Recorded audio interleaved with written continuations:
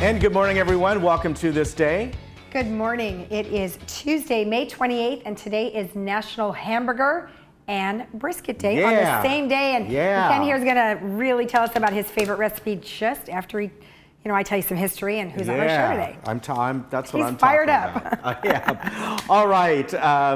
On our show today, Dr. Lisa Curcio is going to be here with, she's with Maura Carroll Saddleback Medical Center, their breast center there. She's going to talk about all of that, and Lisa's been on our show many times in the past. Good to see her back again. Also, we have a gentleman here from the Cathedral Cultural Center. Well, if you folks remember Crystal Cathedral and the history behind that in the center of the town of Orange, we're going to talk about that history, but really talking about a fantastic exhibition that's coming up very soon. In fact, I think it's going on right now for the next few months. Then Jonathan Adler will be here, tell us about their Concerned Citizens meeting and their guest coming up shortly.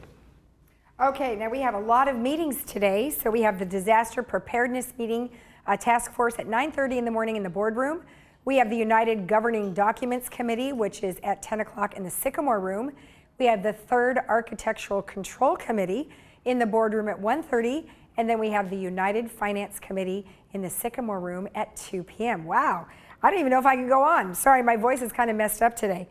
Okay, so today is celebrating a summertime grilling favorite, the hamburger, which is seasoned ground beef grilled and placed between two slices of bread or a bun, topped with sauteed onions, peppers, pickles, sliced onions, and of course cheese, so then you become the cheeseburger. Added condiments such as ketchup, mustard, or mayo, and any one of these combinations would create a modern American version of the hamburger on the left. And then, of course, now we've gone insane and we add all sorts of delicious items to make it what you see on the right. Now, it's most likely that the hamburger sandwich first appeared in the 19th century, but there is much controversy over its origin. So you see here somebody who looks super happy cooking up hamburgers during that time frame. Over the years, the hamburger has become a culinary icon in the United States, and the world's largest hamburger was prepared on September 2nd, only 2012, in Carlton, Minnesota, by Black Bear Casino Resort and weighed in at 2,014 pounds. I don't know if that looks appetizing or not, but nonetheless. Now, let's talk about brisket, one of Ken's favorites. Brisket! Woohoo! As one of the 9 primal cuts of beef, brisket comes from the breast or lower chest of beef or veal. Brisket is a tough and relatively inexpensive cut of meat. While it requires some patience to cook brisket to tenderness, the reward is well worth it. Select a well-marbled cut of beef, as you see on the left, and the fat will keep the brisket moist and add flavor to the final product. Season it well. Dark sear and seal in the juices, cook it slow, and Ken, as you can see on the right, it looks absolutely delicious, but I'm sure you have a fantastic way to make brisket, so tell us about it. Well, my favorite way is obviously putting it on my smoker, and I like what would be the Central Texas style, which has become the de facto way to have brisket. People like Aaron Franklin, who's become very famous with his place down in Austin, and I could go on and on about brisket, but I just absolutely love it. It does take patience to cook. I mean, 12, 14 hours, so it does take quite a while, but I do like the outcome. And burgers too, why not? All right, I'm gonna tell you about the wonderful weather finally that we're having here this week. Just plenty of sunshine, and you can see the temperatures are gonna stay pretty consistent, hovering right around 68 to about 70, 72 degrees. That might vary a little bit each day, but pretty much until maybe we get to Saturday. Could have some morning clouds. There could be a few morning clouds out there along the way, maybe Thursday and Friday, but for the most part, those temperatures there, compared to what we have had, are really nice, but we're still quite a bit below normal. We're probably 5, 6, 7 degrees, which should be about 77, 78 right now. So it's still nice to have without question, and it's going to be a beautiful, beautiful week coming forward. Let's take a look around Orange County today and everywhere you go. Yes, finally a sunny and mild week. So beautiful there, and those temperatures will go up a bit every day by 3, 4 degrees. Palm Springs is back up to 89. That's about where they should be. That's normal. And Arrowhead is where they should be. It's just here in Orange County and a lot of areas in Southern California right now. We're still below normal, but this is welcomed. Bright, beautiful skies out there, and just a beautiful week ahead. So go out and definitely enjoy it. You know, I always tell you this time of the year, it's not long before all those artist festivals start down in Laguna. So you got a few weeks left to kind of enjoy that for yourself, and this would be a good week to go down there and enjoy the coast. All right, we'll be back in just a moment.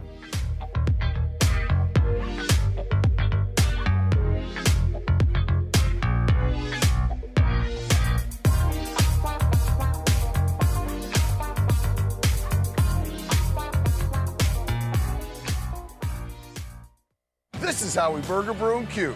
Pick a town. Arrive hungry, real hungry. Start with a massive burger. Charred, juicy, add bacon, a buttery bun piled high. Serve it up, wash it down. Creamy, hoppy, fruity, malty.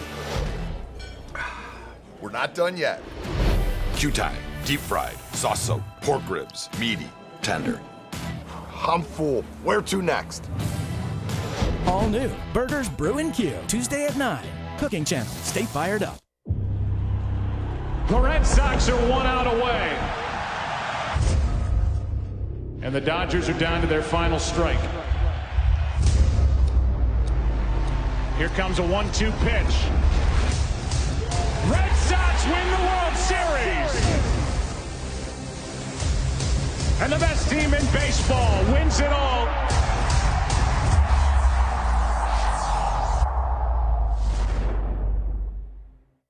Hey Laguna Woods, it's Ken. And Lisa.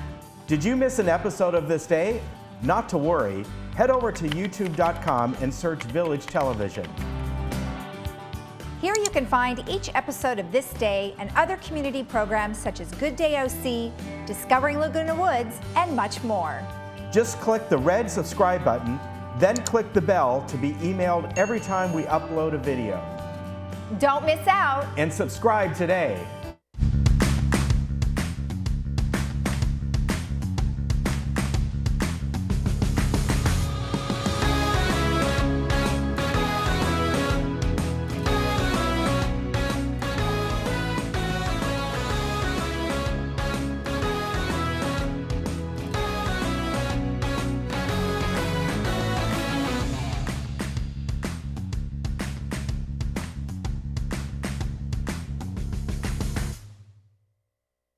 Saddleback Memorial Medical Center is one of HealthGrade's America's 50 Best Hospitals. When you choose a hospital that's been named one of America's 50 Best Hospitals by HealthGrades, you can feel a lot more confident that you'll receive the right care. Saddleback Memorial Medical Center demonstrated superior performance across many of the conditions they treat and procedures they provide. As one of America's 50 Best Hospitals for 2016, Saddleback Memorial Medical Center offers a high level of comprehensive quality care over time. Only 1% of America's hospitals achieve this distinction. Considering this hospital in your search for the right care is one step you can take to ensure you receive the best care for your needs. Being recognized by HealthGrades as one of America's 50 best hospitals is a testament to the dedication of our more than 3,400 physicians, staff, and volunteers, along with the unwavering commitment from our donors and supporters within the Laguna Woods community. We look forward to serving Laguna Woods for many years to come.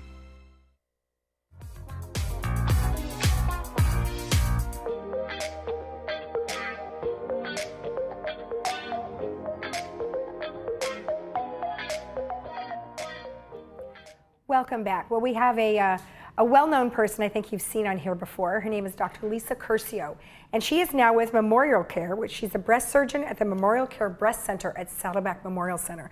Well, thank you for being with us. It's nice to have you. Thank you for having me. So, Saddleback Medical Center, I know I sometimes mess that up. So something has changed, and you're now under the umbrella of Memorial Care. Tell me how that's happened. Well, Memorial Care offered me this tremendous opportunity to be their dedicated breast surgeon, and it seemed like a natural fit, as most of my patients were already getting imaging at the Memorial Care Breast Center.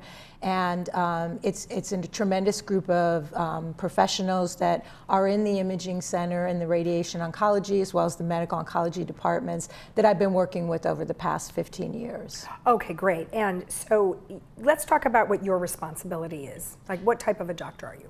Well, I'm a breast surgeon, so I take care of patients who have benign and cancerous problems of the breast. So if you had an abnormal mammogram and you had a biopsy that showed maybe some atypical cells, you would come to me and we would kind of discuss how we would manage that problem. Okay, so the first person they would see would be their general doctor, and if something was to happen, then they would send them to you? Well, usually what happens is after they have a mammogram and it's abnormal and they require a biopsy or maybe surgery, usually the primary care doctor will directly refer the patient to myself. Okay, perfect. And which facility are you located out of? I'm in the Saddleback facility. I'm in the Harvard Eye building, right adjacent and next door to the screening part of the mammography department, Okay. the breast imaging department. Okay, let's talk a little bit about the Memorial Care Breast Center itself. What are some of the things that you guys provide? Well, obviously services for all of breast imaging. So we're talking 3D mammogram, diagnostic ultrasound, breast MRI, bone densitometry, genetic counseling, and we have a navigator. So these services are all provided under one roof, and now I'm right next door in the same building, the adjacent office to all of those services. So if a patient has a problem, they can literally walk next door and make an appointment to see me. Now, we have talked to a few other oncologists and doctors about the 3D imaging. Let's talk a little bit about the differences between a 3D imaging and just a standard mammogram. Right, so standard, probably what was the standard of care before 3D is digital mammography. And digital was a lot better than just plain film mammography. So the advantages to 3D is if you have dense breast tissue, in digital mammography, the density can hide things. But when you have 3D, it is called tomography. And what happens is it actually sections the breast like bread loafing, like a CAT scan would almost. And so if there is a mass hiding behind density, you're going to see that as you section through the breast tissue with the tomography. Okay, and then I guess the concern would be, are we going to be going to 3D like as an automatic thing and replacing standard, or would it only be for the breast density situation? That's a great question. I think the studies are still pending whether or not it's superior in all patients. We do know that it is superior in patients with dense breast tissue, and it does reduce the need for callbacks in some cases. Okay. If you had a digital mammogram and they saw something, they would call you back for additional views with the mammography and ultrasound, but oftentimes those things can be sorted out with the 3D mammo. Okay. So there might be cost savings in the end with everyone getting 3D mammo. Okay, but we're not there yet. Not there yet. Okay. And let's talk about when women should be getting a mammogram screening. Plus, also let's talk about the genetic testing that's happening. So in terms of screening, there's a lot of controversy. And it's no wonder that patients are confused, because I think a lot of physicians are confused, because we have a task force, which was a government-run agency, that tells us one thing. And then surprisingly, a lot of the medical associations kind of piggybacked on those recommendations. But the reality is that these new recommendations are not based on any new data, but more based on the concern for negative biopsies, i.e. subjecting someone to a biopsy when they really don't have cancer. But the reality is, in our society, the American Society of Breast Surgeons, they went back through and really studied all of the data, studied the task force recommendations, and our society came out just this year in May and said they believe that women should start screening mammograms. Now, the average risk woman should start screening mammograms at age 40 and get yearly mammograms from there. So we are holding strong on that stance. And I do firmly believe that yearly mammograms are the way to save lives in terms of breast cancer. We're already starting to see women who are going 2 and 3 years getting diagnosed with more advanced breast cancers than what we had been seeing. Okay, and interesting that you should say the 40 instead of 50, because I think it was on Facebook, where people were holding up signs and saying, I was 40, not 50. So Oh, it's people are getting it in absolutely. 40s, but we're also finding even some in their 20s. Absolutely. So obviously, those recommendations that we spoke about are for the average risk woman. There are cancers that occur in your 20s and 30s, for that matter. The most important thing is knowing your family history. And in some of those cases, these are hereditary cancers, but not always. So once again, American Cancer Society says we shouldn't be doing breast self-examination. I feel, as a breast surgeon and someone who treats breast cancer every day, everyone should be doing monthly breast examinations, especially women in their 20s and 30s, because they're not being screened with any kind of imaging. So I think it's critical for all of us to be aware of our body and to examine our body. I don't have a problem seeing someone who thinks they have a breast lump that doesn't have a breast lump. I do have a problem with someone who goes, who goes months and months without examining the breast and then feels a 3-inch breast mass. Right. Right. And then genetic testing. Let's talk a little bit about how that works. Well, I've been a big advocate of genetic testing since early in my career. I actually was diagnosed with breast cancer at the age of 37. So I really think it's critical for those people who are at increased risk to know that and to be able to be screened more frequently and maybe make some interventions to reduce their cancer risk. 15 years ago, we were just looking at BRCA1 or 2. Nowadays, we have panels that are 97 genes long. So we're still learning. I don't think the jury's out yet that we've identified all the genes that can make you at increased risk for breast cancer. Right, right. Okay, great. And then what is the most important thing about a breast specialist versus someone who's not specializing in that?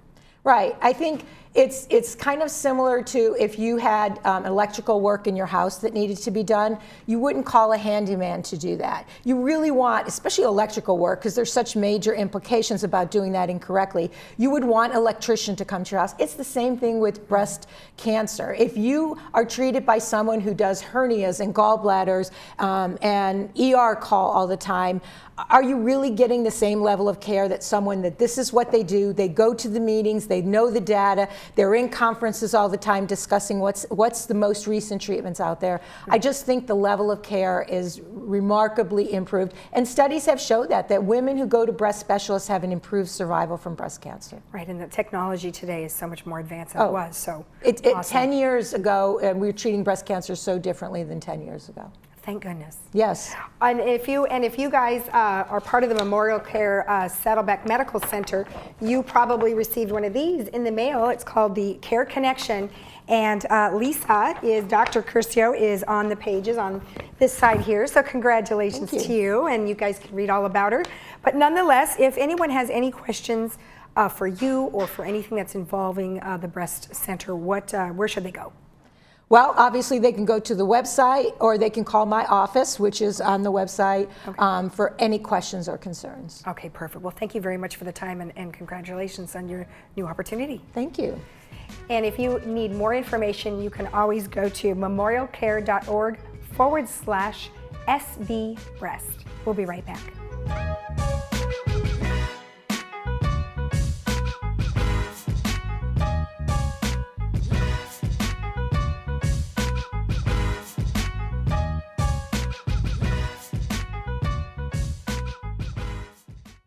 Want me to help put you in the State Attorney General's office? I do. There's something that I need in return. Name it. Taylor Mason. I want them in a cell. Take them out. This I do. Get with it, people.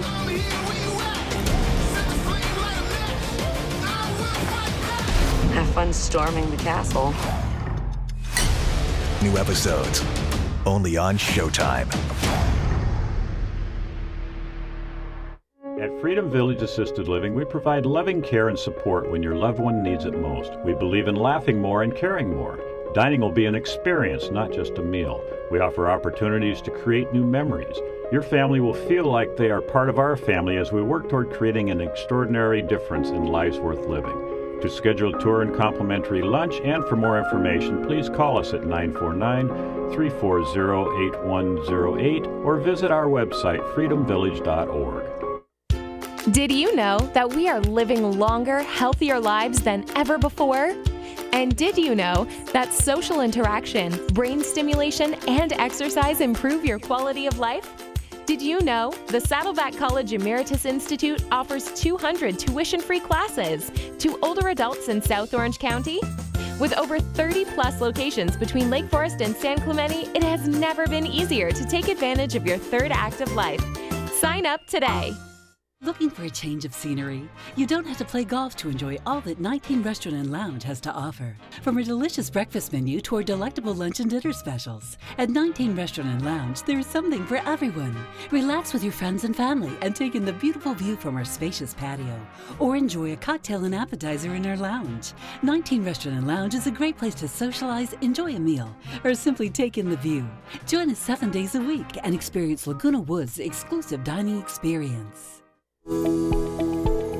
Did you know there are over 400,000 seniors in Orange County today? So where does a senior or family caregiver go for information and resources?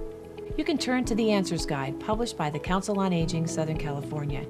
Answers is full of articles and resources to help you navigate the aging experience. You can pick up your free copy today at the clubhouse nearest you or at the Social Services Office. The Council on Aging, helping seniors remain healthy, connected, and protected.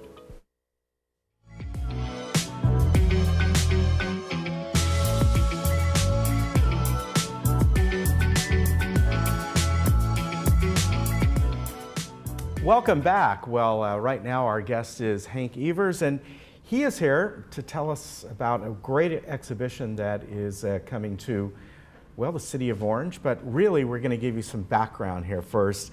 And I know many of you probably grew up. You remember Reverend Robert Schuller, and you remember that wonderful, what it was called at one time when he built the Crystal Cathedral and the whole history behind that. Well, this is the area that we're talking about, the Cathedral Cultural Center that has just grown over the years. Hank, welcome. Thank you, It's Ken. a pleasure having you here today. Oh, you have no idea what a pleasure it is for me to be here. This is so exciting. This is an exciting year for us. Christ Cathedral is an amazing opportunity to bring people together in the community for religious purposes, but for really some wonderful cultural education, if you would, as well. And we're going to talk a little bit about Michelangelo's Sistine Chapel exhibition. Yeah. But first, this year we actually will be dedicating Christ Cathedral. It's been years that we have been developing, going through the restoration process to take what was, call it a slightly used cathedral, Crystal Cathedral, right. and converting it to a Catholic cathedral. It's taken a lot of time and a lot of money, but we've gone through that process, and I must say that it's absolutely stunning to see what's happened. When the viewers look at this is great. The history here. Well, yeah. This is really, really great. We're seeing here the origin of the Crystal Cathedral, which was on the upper left. You see Reverend Schuller at the Orange Drive-In Theater. Yeah. So that's how he really got his start. But then he moved to the campus in Garden Grove.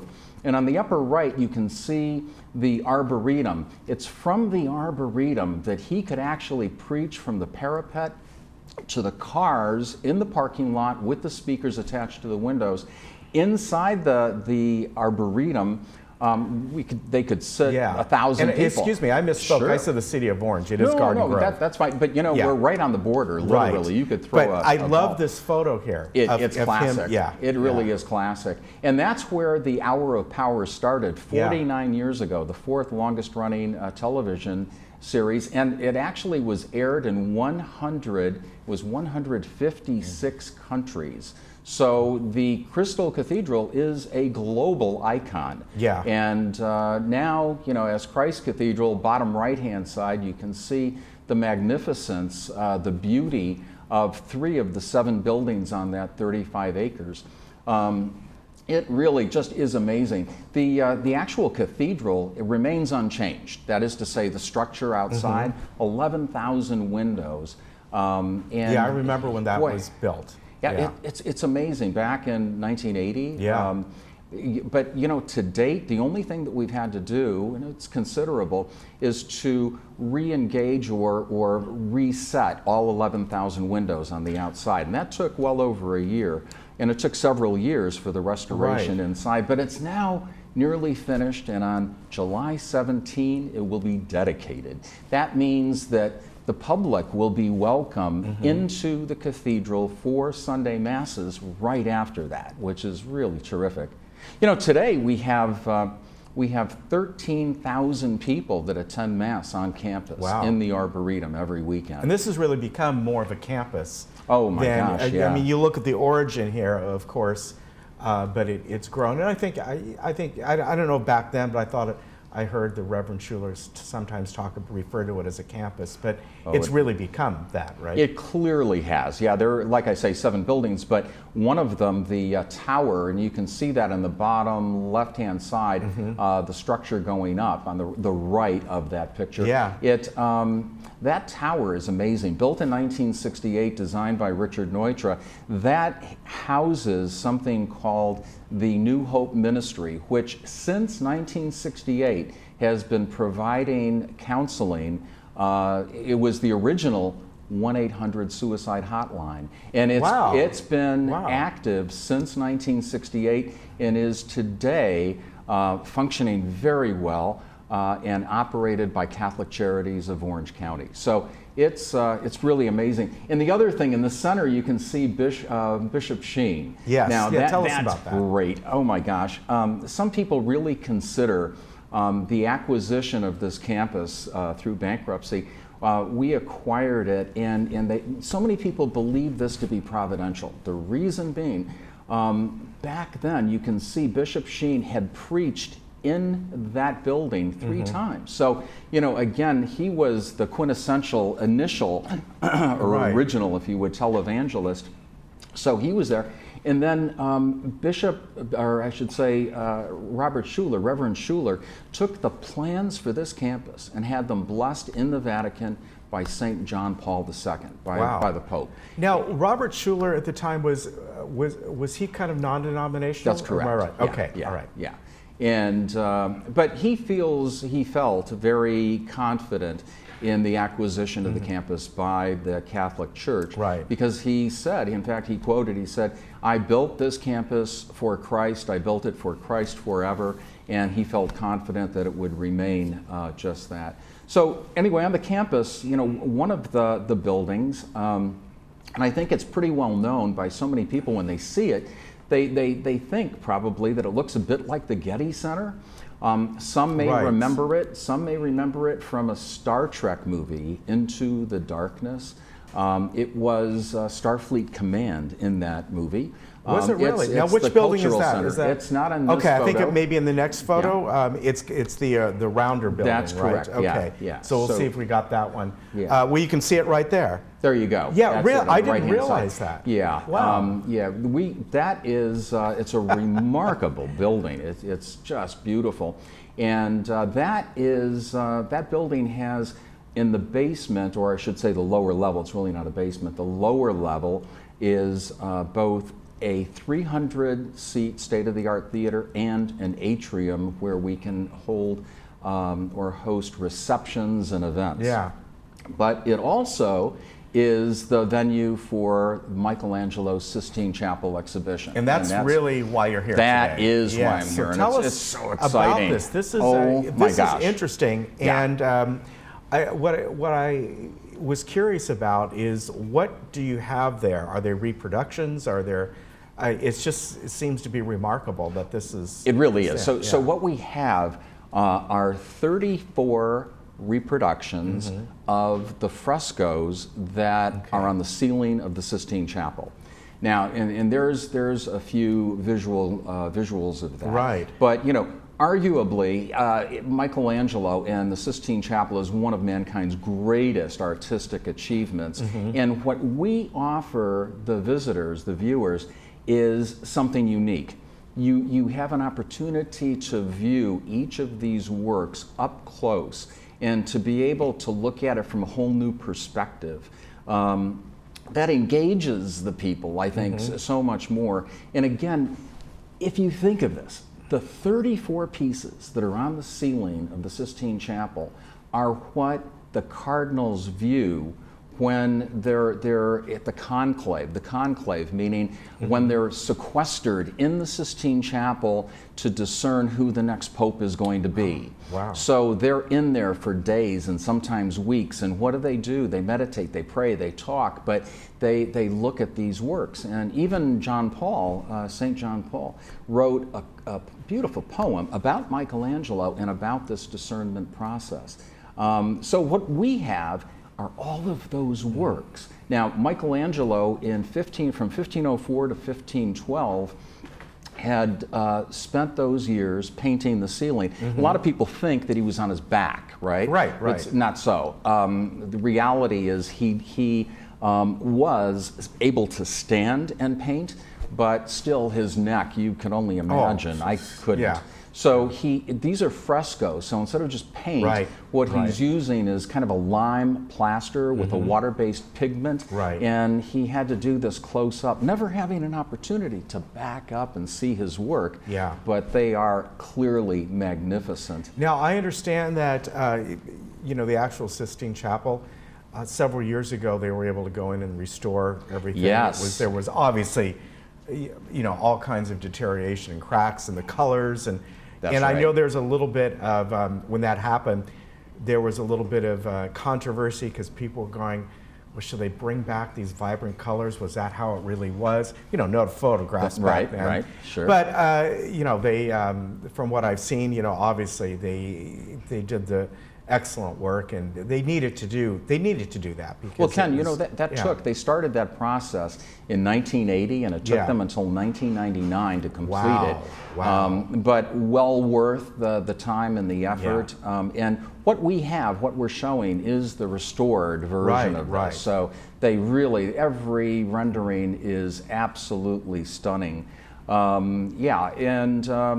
one thing about all of this work is that it's really, one might say that it's the overt subject matter is it's the doctrine of humanity's need for salvation as this was offered by God through Jesus, and it's a metaphor of humankind's their need for a covenant with God, and it provides that framework. When you look at it too, the one thing that's interesting, there are 343 figures that he drew. Wow. That's amazing. But then, this is classic. So Michelangelo did this work over the period of 4 years. It's now finished. 25 years pass. He's now 63 years old, and the Pope brings him back and commissions him to do the Last Judgment.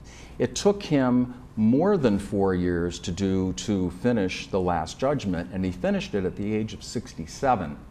Now, the Last Judgment that's the quintessential piece of all of his frescoes. It is behind the altar, so it's the wall behind the altar. 40 feet by 40 feet. It's what you're looking at if we go to the picture on the left-hand side. The blue background. Really bright blue. And it's just absolutely remarkable. When you look at that, you can see the souls, just rising and descending to their fate as judged by Christ. And they're surrounded by prominent saints. In that one painting, there are over 300 or nearly 300 figures. Wow. It's just... At least on that one, he could stand up doing that. At last he could do that, right? So that has to be the best. So tell us about the exhibit itself.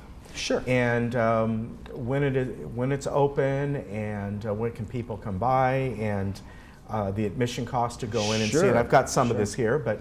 It goes all the way through January. Yeah, so we're fortunate. We are so blessed to have this all the way through January 11 of next year. But it's affordable. It's only $18 for adults. For seniors, it's $12, and for military.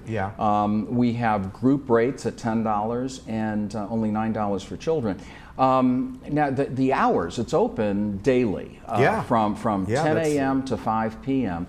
And it's open, not open, but it's available in the evening for private events. Oh, nice. And how wonderful would it be, you know, again, for any group, whether it's a business or, you know, a ministry or just a group that wants to get together and maybe have some wine and what have you. And we have experts that can speak on the topic as well, if that's interesting to the group. But yeah, all of that is available, and we're very, very excited to welcome everyone from our local community. And you know, it doesn't matter what your background is, because really you're going there to see these great works of art, these historical works of art. That's right. It doesn't matter what religion you are or whatever it is, Oh, because no. you're seeing history, and that's what really matters. Yeah, and for, you know, the folks here at Leisure World, the beauty is all the information on this is in this month's Sorbet magazine, the one coming out in June. And if they want more information, all they have to do is go to SistineExhibit.com. Okay, and very easy. they can even buy tickets online, but you don't have to buy tickets online. You can buy them right there. Okay, that's what I was going to ask you. That's important. You can just show up. Show up and buy your tickets, no problem at all. All right. Yeah, and you know, check out the campus. You know, we welcome everyone to that campus. So many people from across the globe are familiar with it because, like I say, it's somewhat of an icon. And you know, most people are really familiar with that Tower of Hope and the 90-foot cross on top, because you see it every time you drive north and south on the 5, you know, up there by Disneyland. So, and I remember I was telling Hank the first time I went there, I had moved down from the Bay Area, and we went over there because we heard about it. And so there's this place, there's a drive-in church, we got to check this out. And so we went over there, and you know, back then you could just drive right up. Nothing was going on at the time. But I'll never forget that. But you know, you're not only going to go there and see the great works of Michelangelo, but really the area itself there is just remarkable Orange County history there. Oh, it is. Yeah, it truly is. Yeah. Well, Hank, I want to thank you for coming on today. Ken, thank you for having me. I think this is a great thing. People got all the way through January to go and see it, but it started in April. But go up there when you can and to enjoy this. The fact that it's open every day, you know, you don't have to worry about crowds or anything like that. So. Not at all, not at all. And just that they can see the splendor of the campus now that it's been reworked. It's really quite beautiful. Ken, thank you again. Thank you very much, sir. All the best. Pleasure to have you on, and we'll be right back.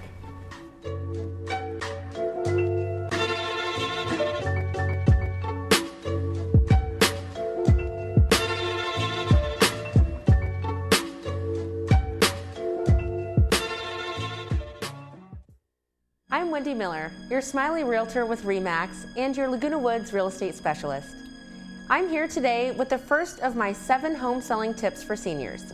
Some seniors prefer to rely on the real estate agent who has sold the most properties in their neighborhood. Others seek the most often recommended from family and friends. The right professional will ask questions about your future goals.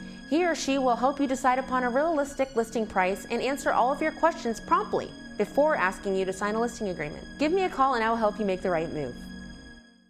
The Santa Ana Zoo goes beyond animal attractions. They are committed to providing recreation and education while highlighting the message of conservation. I caught up with Lauren Berg, educational specialist, to learn about their education programs. We are in Exploration Outpost, and I've caught up with Lauren, who's going to tell us a little bit about the volunteer and education programs. So, very fun area that we're in, and you said this is where some of our educational programs happen, right? Yes, this is actually one of the really popular places for our education programs, including our Zoo Explorer. We use a lot of volunteers. We would not be able to do our education programs without our volunteers, and they range in backgrounds, ages, and abilities. Our docent program and our interpreters are the main ones that help us with those programs, and we absolutely love retired teachers and other people who just love kids and animals and want to come share the zoo with that next generation. So what are some of the requirements as a volunteer? So we don't have any starting requirements. You don't need to have a background in education or a background with animals. We do all of the training. We just ask for a lot of enthusiasm. And of course, availability while the zoo is open, because most of our programs take place during the regular hours of 10 a.m. until noon, but we also have volunteer opportunities throughout the entire day from 10 a.m. until 5 p.m. And what are some of the things that they would be doing? Sure, so the very first requirements for our volunteers is attending an orientation. We have orientations on the first Saturday of even-numbered months, so every other month. And we have volunteers that help with education programs, leading students around the zoo and doing activities. We have volunteers in our farm, helping people interact safely with the goats and the sheep and our other ambassador animals. We even have volunteers that help out our animal services staff if they're looking for something more physical. And if somebody wanted to participate as a volunteer, can they just go to your website? Exactly. All of our information about volunteering is on santaanazoo.org. Under the support tab, they can click on volunteer at the zoo and find all of the information they need. Okay, perfect. And then, you know, here we have this exploration point here. What are they going to find here? So here at the Exploration Outpost, you're going to find our reptiles and amphibians. We get a lot of guests that are afraid of snakes, and we have 2 big, beautiful boa constrictors here at the zoo. And it's a great opportunity for people to kind of face their fears, and also for our volunteers to give some conservation messaging and help people get past those myths and realize that these animals are really important to our environment and have benefits for people as well. The Santa Ana Zoo is located right off the 5 freeway off 1st Street on Chestnut Avenue in Santa Ana. Very simple to get to. The zoo is open 7 days a week from 10 to 4, closed major holidays. There is a senior rate, 60 years and over, of $9. Wheelchairs and electric scooters are available for rent. For more information, visit their website at www.santaanazoo.org. Through my window, I see the first sunlight, and I feel the warm ocean breeze. I see the waves that lulled me all night. That's what my window brings me. Look at this. That view is $1 million. It's amazing. We can look at these kinds of places within our budget. You don't have a bad view from here anywhere you look. It's all about the view. Sunday night is beach night. Sunday night at 8, only on HGTV.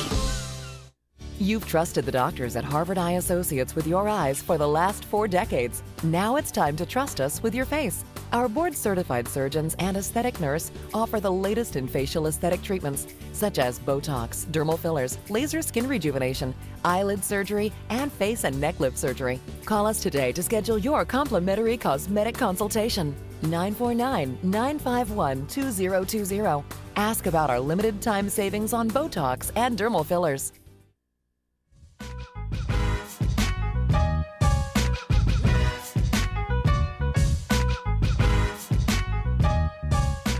Welcome back. Well, Jonathan Adler is here today with Concerned Citizens, and he's got a great guest that'll be at their meeting next week, which is Tuesday, June 4th, 7 o'clock at Clubhouse 7.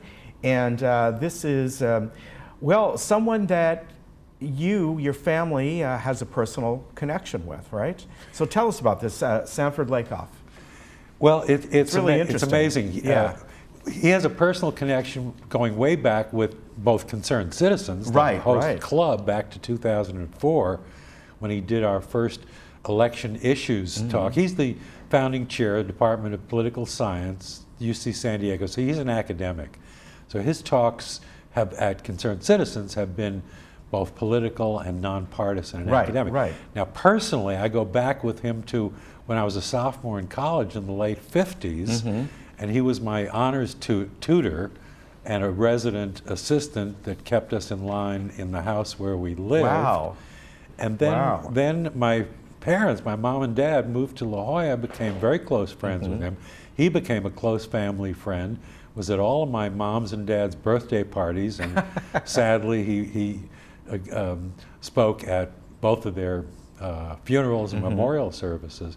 So we have that personal connection. And he has been so, and the reason for that is that he's been so generous in giving of himself to the community and coming and doing talks, which he does to this very day. My invitation to him a few months ago, he said, well, fortunately you invited me for a good day because I'm talking in, my mom and dad's retirement community on these other days. So to this very day, very good. He goes out and gives talks. That's a great history you have with him. That is really neat. Yeah. That is fantastic. So he is he a current professor, or is he kind of an emeritus at San Diego? He is an emeritus. Okay. He's the Edward A. Dixon Professor Emeritus. But he teaches to this day, and he gets awards to this day, and he just got an award for contribution to scholarship and teaching during retirement from the whole big UC system. Yeah, that's remarkable.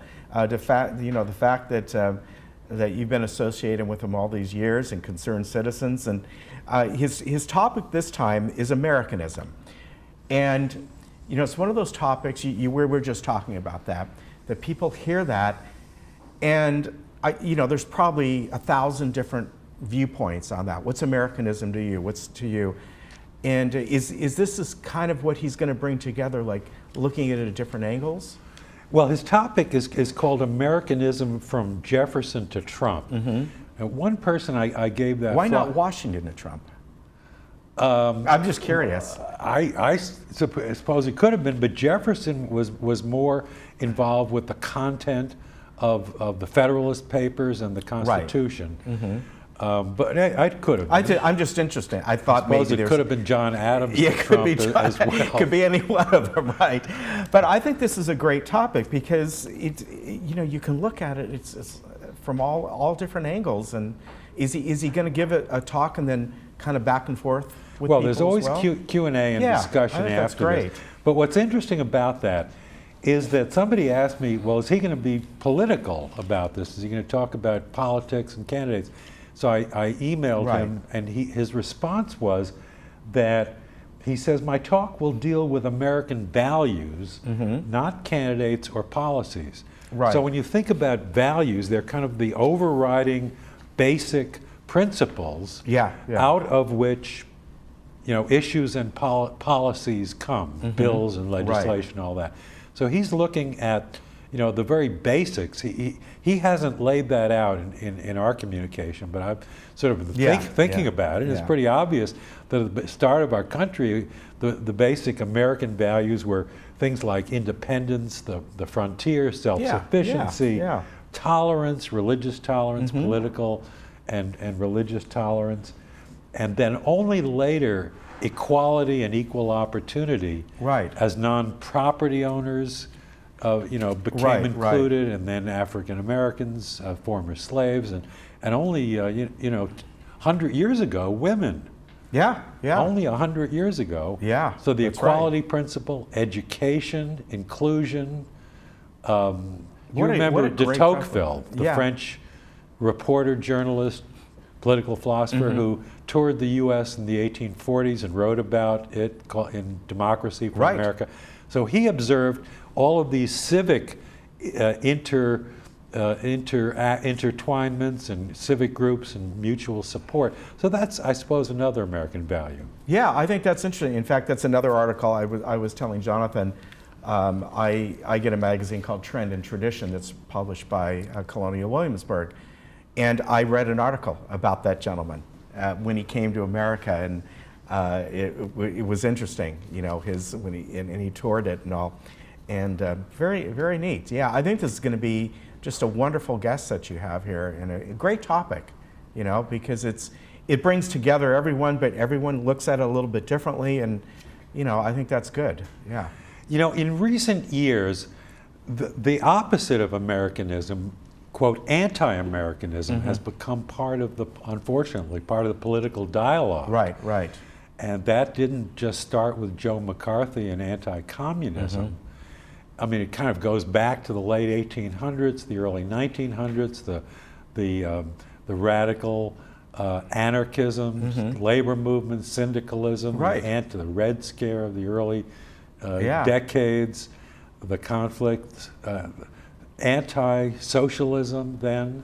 So, you have Americanism and anti-Americanism, and it's sort of a conflict between those. And it's interesting to think how the economic part, capitalism, which, of course, free enterprise was always a a basic American value, and capitalism became very closely associated with Americanism. Right, yes. And, you know, to the exclusion of things that challenged capitalism. Right, yeah. It's very interesting, and you know, like I said, I appreciate all that just because of all the articles that I read in that magazine, and that looks at all of what you just talked about. So this is going to be a fantastic guest, and anybody can show up. Am I right? Do you have to RSVP? You don't have to RSVP. It's in Clubhouse 7, which is open to all guests. We ask for a $3 donation. Members free, of course. Yeah. And he has drawn big, enthusiastic audiences as the years go on. This will be his 5th time back to Concerned Citizens. Right. And I believe he's spoken to other clubs as well over the years. Yeah. Well, very good. And again, this is next week, June already. Wow. June 4th at 7 p.m. at Clubhouse 7. The doors open at 6:30. I think this is going to be, you know, a fascinating speaker, and then questions afterwards. And, you know, everyone, it doesn't matter what side you are on. I think this is a subject that can captivate everyone. So I think it's going to be excellent. Well, I hope so. And he's a, you know, brilliant analyst and academic, and will give us lots of food for thought. Yes. And the role that Americanism plays in the current, you know, highly polarized political and maybe he'll talk about Jonathan when Jonathan was back in college. I'm sure he will. He'll give a little backstory there. Take care.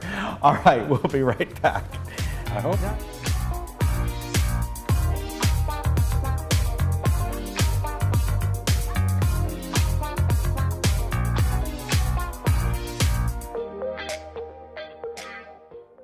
Save now at LA Carpet & More's 50% off sale. Buy direct and save 50% on carpet and 50% off tile. Plus, get 5 years 0% financing. LA Carpet, #1 for you. Save now at LA Carpet & More's 50% off sale. Buy direct and save 50% on carpet and 50% off tile. Plus, get 5 years 0% financing.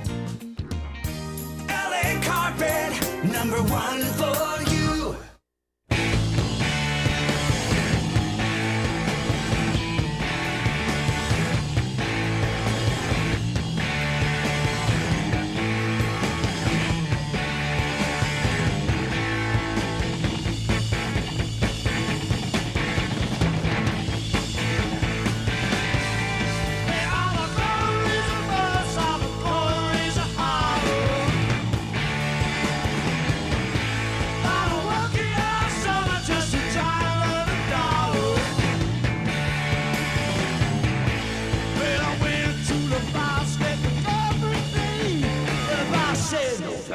You gotta work a lead. Sometimes I wonder how I'm gonna do. There ain't no cure for the summertime blues.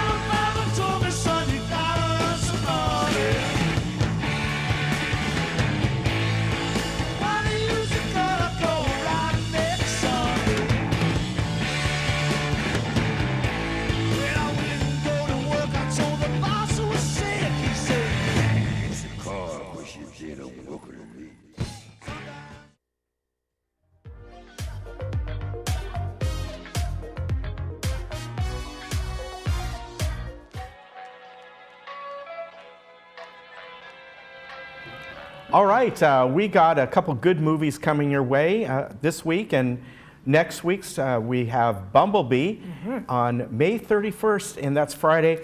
And if you are a fan of the Transformers movies, this kind of goes in that vein. I never saw them, but I think this was this character like in one of Bumblebee is the gosh, I'm gonna the Volkswagen, right? No, well, I guess he is a Volkswagen. He's kind of like he's the Volkswagen. But there was another one that was a Chevrolet. But okay. But I know, you know, from what the reviews I read, people loved this movie. They said even if you aren't a fan of the Transformer type movies, you will love this movie because it's just. Have you seen it? No, I haven't seen Yeah. Bumblebee, just the Transformers. But I've just heard this is really like the best one that they've done. And it's about in the year of 1987, the Transformer Volkswagen Beetle Bumblebee finds refuge in a junkyard in a small California beach town. Charlie, who is the young woman in this, played by Hallie Stanfeld, is turning 18 and trying to find her place in the world, and discovers a Bumblebee and battle-scarred and broken. And yeah, he's kind of like the good guy kind of Transformer. Yeah, no, he right? always is. He's always the good guy, trying to help everybody. Right. Very helpful. I think this will be a fun movie. It is, and like they said, Herbie Lovebug makes a guest appearance. No, he doesn't. Are you joking? I'm joking. See, Ken does that sometimes, you little sneaky snake. Well, you Good know, thing the I funny didn't thing read is, that. look at the backdrop. The Love Bug took place in San Francisco. Oh. See, look so at the there, backdrop. Yep. So he's there somewhere, maybe. They probably took that from him. They probably did. And you're going to tell us about Monday. Aquaman, which, looks pretty entertaining. That's going to be on Monday, June 3rd at 2 and 6 p.m. And once home to the most advanced civilization on Earth, the city of Atlantis is now an underwater kingdom ruled by the power-hungry King Orm. With a vast army at his disposal, Orm plans to conquer the remaining oceanic people and then the surface world. Standing in his way is Aquaman, the second cousin to the Little Mermaid. Half human. Are you joking about that too? I always throw something. See, he's so mean. In any case, you guys got to see it. It's the legendary Trident of Atlanton, and embrace his destiny as protector of the deep. It stars Jason Momoa, Amber Heard, and Willem Dafoe. Yeah, Stop doing that. This was a huge movie. It was huge. Yes, and this is part of It was fun. the DC world. So Exactly. the DC universe. Exactly. Yeah. I'm not So going to read sure- anything he types Yeah, anymore. so I'm sure he'll be in many films and end up with the Justice League. And Right. actually, I think he was in Justice League, or the character was. Yeah. Mm-hmm. All right. Well, you know what? It's time to give you the weather, and we've got some wonderful weather over. It's been unusual this spring to have maybe 5-6 days of sunny weather, but we're going to have that. Temperatures are still below normal, but compared to what we've had, we're going to hover right around anywhere from 68 to maybe 71, 72 degrees over the next few days. And sunny skies, maybe a little bit of morning clouds coming in as we get to the weekend, next weekend. But other than that, absolutely beautiful. Excellent. Yes. And around Orange County today, pretty much the same thing. And I hope everyone had a nice Memorial Day. We had a nice background here talking about that, and it was a great day. Great day to celebrate our veterans. Yes, yes. And active military as well. Yeah. Because my son's now going to be in the Army. That's true. There you Anyway, are. have a great day in the village. Have fun today. All right, take care. Bye-bye.